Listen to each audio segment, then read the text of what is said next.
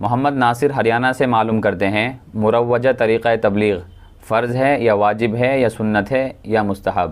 مروجہ طریقہ تبلیغ یعنی جماعت کی نقل و حرکت، یہ چلت پھرت چلا 4 مہینے کے لیے جماعت میں جانا، یہ نہ تو فرض ہے، نہ واجب ہے، نہ سنت ہے، البتہ مباح اور ایک جائز عمل ہے۔ اگر کوئی آدمی ثواب کے حصول کی نیت سے اور اپنی اصلاح کی نیت سے، دوسروں کی فکر کی نیت سے جاتا ہے تو وہ ضرور ثواب کا حامل ہوگا۔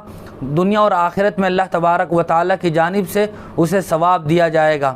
لیکن اصل حکم تبلیغ جاننے کا ہے کہ تبلیغ کیا ہے، یعنی لوگوں تک دین کی بات پہنچانا، یہ فرض ہے، واجب ہے یا سنت ہے۔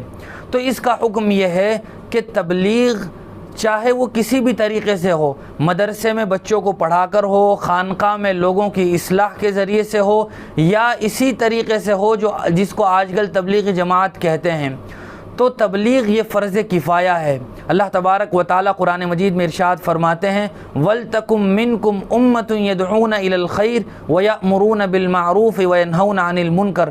تمام مسلمانوں میں اگر کچھ مسلمان بھی تبلیغ کا فریضہ انجام دے دیتے ہیں تو یہ بقیہ لوگوں کی طرف سے کافی ہو جائے گا۔ اسی طرح دوسری آیت میں ارشاد فرماتے ہیں، فَلَوْلَا نَفَرَ مِنْ كُلِّ فِرْقَةٍ مِّنْهُمْ طَائِفَةٌ لِيَتَفَقَّهُوا فِي الدِّينِ کہ تم میں کچھ لوگ ایسے ہونے چاہیے جو لوگوں کو اللہ سے ڈرائیں، ان کو اچھے کاموں کا حکم کریں، برے کاموں سے روکیں۔ تو تبلیغ فرض کفایہ ہے، اس کے لیے کوئی بھی اچھا طریقہ اختیار کیا جا سکتا ہے۔